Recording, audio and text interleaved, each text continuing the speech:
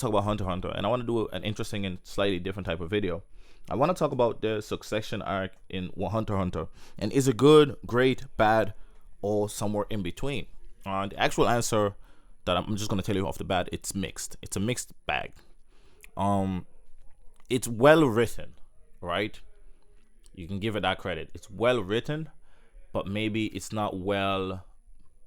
I don't want to say placed, but if the story of Hunter x Hunter started with the succession arc, I think it'd be a lot more interesting and gripping than it happening after the Chimera Ant arc. And it's nothing to do with the it's more to do with the style of writing change between the two and the amount of text you get between the two, right? So the best way I can explain it is like I read novels, I read books all the time. I'm reading a Song of Ice and Fire at the moment. I'm actually listening to the audiobook because I'm too busy these days, but I read like the first like 500 600 chapters by myself. I like back in, when I was really on my reading shit, I read like 60 novels in a summer, like 60 fucking novels in a summer. So I love reading novels. I also love reading comics. I've been reading comics for a very long time, since forever. I've been reading books since I was 12. I've been reading comics since I was 12, 11. You know what I'm saying? I've been reading both mediums for quite a very long time. Comics and manga. So I actually started into manga later. I was always reading comics and novels, but manga took me some time because the no color thing. So webtoon was like an easier transition for me. But I like reading, you know what I'm saying? But the problem with the succession arc is there's a massive disparity between how it's written in before the Chimera, during the Chimera arc, and before that, versus during the succession arc. Now there are a few chapters here and there where you get these crazy pages just full of text, trying to explain shit because the systems it creates are so fucking complicated that they need blocks of text. But I think that's where he should have been drip feeding some of this information since chapter 1. But the problem is a lot of people have this idea that he didn't have the Nen system made out until later, so that's why there was like a weird change in the story almost. Like if you like a reader and really understand like writing and shit, you can tell some of the stuff isn't necessarily planned because he kind of writes free flow. He's a gardener, almost like a J.R.R. Martin, but he doesn't have the freedom of novel, you know what I'm saying? So as a result, I think he really should be a novelist, to be honest, instead of a mangaka, because I think his stories would work better in a novel, because he can introduce a new character that explains things that we didn't get before, you know what I'm saying? But with a manga, you have to, sometimes describing something is easier than showcasing it, because sometimes showcasing it tells you no information, especially in a world full of nen and powers and awkward abilities that are so complex that just seeing it, you're like, what the fuck did he do? Like, what does that mean? You know what I'm saying? So you need these long, elaborated explanations. It's a positive and a detriment, because I think it takes you away from the pacing of the story. I think it ruins the pacing of the story, right? Pacing is a very important thing when you're reading or writing a story. The pacing should be, it doesn't have to be consistent. Sometimes you need to speed up the pace. Sometimes you need to slow it down. But it's where and how you do it that showcases whether it's good pacing or bad pacing. And I think the succession arc's pacing is, in comparison to everything before it, is just kind of horrible, because it's such a sudden shift into a completely different type of storytelling almost, where you expected to read blocks of texts almost every chapter. I know some people say it's not as bad as people make it out. It is quite bad if you really compare it, because I read it all through in one go. So I didn't have that long period of time difference where I read it this way and then this way and I'm exaggerating. I literally read it all through in the past month. So I noticed the shift before I even saw anybody talking about it online. I was just like, what the fuck is this? But to be honest, that's not the biggest issue with the succession arc. It's actually the fact that it introduces so many new characters that it wants us to care about at the same time, and it takes us away from it, right? I like Melody, right? But Melody hadn't been in the story for like over 100 chapters already, and then she just pops back and is a primary kind of character in the succession arc. Like, okay, Kurapika I can deal with, because Kurapika was a protagonist during the Phantom Troop arc. right? So him coming back is cool, and he was also one of the first characters introduced early on, and we know that everybody's gonna have their own arc at some point.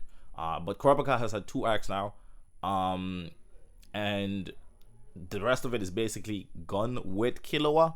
Though arcs are kind of intertwined. Sometimes it focuses more on Gun, sometimes more on Killua, but more so on Gun. I think Killua's gonna have his own arc with his brother slash sister. But I think that's kind of the problem, because you introduced to these 14 kings or 14 princes, 14 heirs, or whatever, and some of them are really, really interesting. I think the fourth prince is super interesting because he has insane powers. I'm trying not to spoil it, but he has insane abilities, and he's just an interesting character. You know what I'm saying? Villainous character. And sometimes it's good to get villains that are just pure villains. You know what I'm saying? That don't really have a rhyme or reason, a great rhyme or reason. And he's really, really good at that.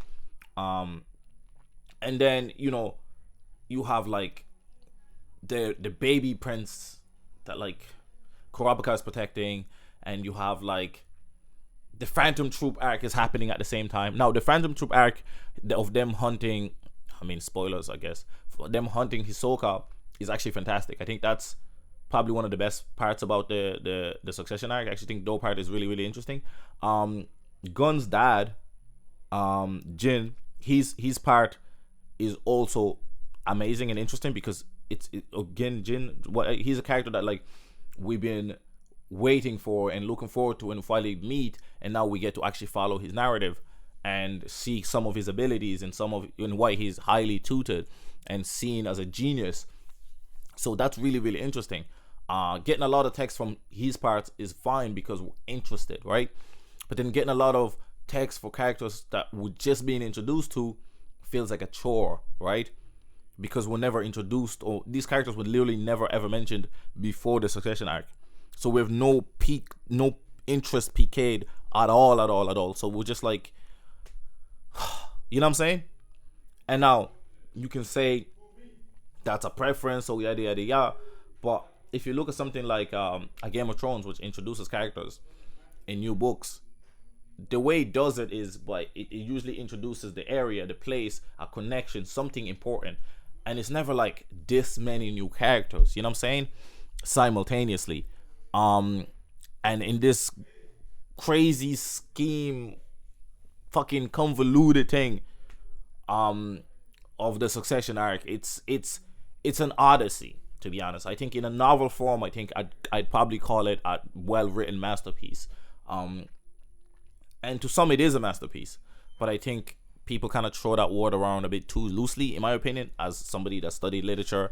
I think those too many major failings in the Succession arc, and one of them is characters.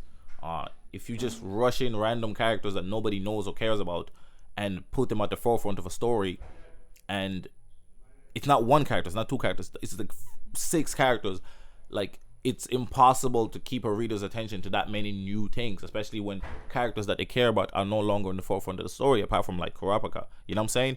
So, and the Phantom Troop, and they're like a side story within the story. It's kind of like Kurapika's story, really, to be honest, but this Phantom Troop is like a side story within the story of this story, you know what I'm saying? So, and Jin's story is even,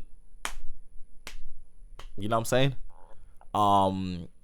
So it's kind of interesting in that perspective. So I think that then I'll talk about the positive. The positives is that the convoluted ass thing is really, really interesting. The fact that they get these Nen beasts and how it functions, and that the personalities really drive what type of abilities they have, and it's something that's been done for generations. So I think that's why the powers are so absurd, right? Because if you understand Nen, it's kind of like if you're willing to like give your life and stuff, your powers go exponentially higher.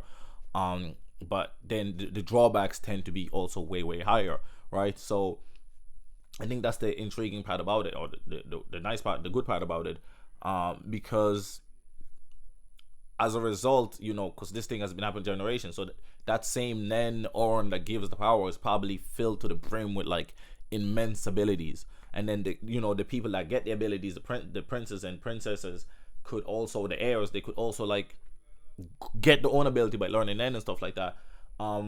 And then you have, again, the Phantom Troop thing happening intertwines pretty well into it because Hisoka is there, but Hisoka's there trying to hunt them, and though they're trying to hunt him, and we're not sure if Illumi is really Illumi, and there's so many interesting webs being spun. It's like a big massive web, and we don't really know who the spider is, if that makes sense. You know what I'm saying? There's so many things happening on who's the fly and who, you know what I'm saying, and what's a false web and which one's a real web, and there's so many things that's happening that's really, really good and interesting. And Gun and Killua aren't even really involved in it, but those links of how they can end up being involved, right? So that's the beauty of it, really, to be honest. So there's like so many intriguing things, and again, even like the succession arc, the succession war itself, and the king that did it, and the mothers of the heirs, and there's so many like great interpersonal relationships happening, and the personalities clashing, and you know what I'm saying, there's so many things about it, and even like the guards having their own, so many characters have like great motivations and great characters.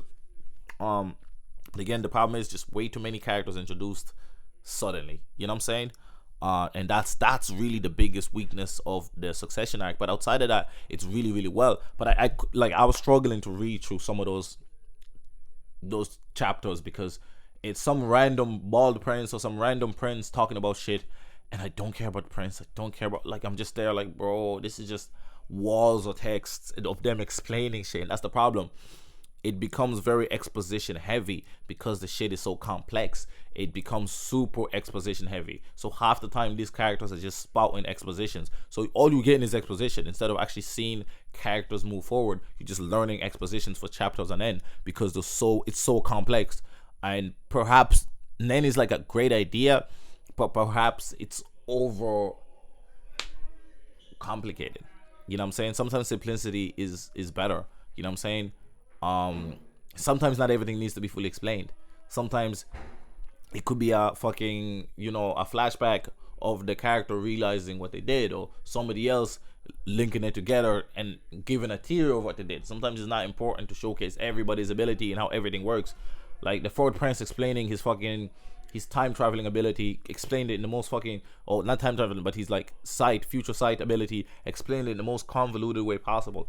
I got it just when he did it and when he said like the first few lines, but then there's like a diagram and then he keeps going and it's just like it's over explained. You know what I'm saying? Let people figure it out. I think the story pacing would be much better if he just said the bare minimum and let people connect the dots. You know what I'm saying? And that also grants theories, and theories are fun. You know what I'm saying? Like watching WandaVision, one of the best things about it was theorizing every episode of what's happening, who's who, what's going on. That's fun. So you don't need to over explain everything. You know what I'm saying? You can leave some things up in the air. You know what I'm saying? And I think that's kind of a struggle that we have when it comes to the succession arc. But overall, I don't know if I like it. I definitely don't love it. Kurapika's role is kind of boring in it, actually. And even though he's my favorite character in the arc, like he's my favorite character like from Hunter x Hunter that's in the arc, his role is really kind of boring because he's protecting some baby and he's teaching people how to use Nen, and he's just not doing anything really interesting. Now he's playing chess because it's like a thinking game, trying to outthink everybody, and it's like, but it's not done in a cool way. It's kind of done in like a droll, dragged out way.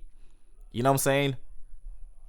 I don't know. It's really interesting. But then the spiders, I love the spiders, the Phantom Troop. I love them. I love what they're doing in Crollo's. Just like, I'm gonna kill this guy, and the sword guy and the other guy are just like, fuck it, we're gonna do our own thing and try to figure it out and find Hisoka.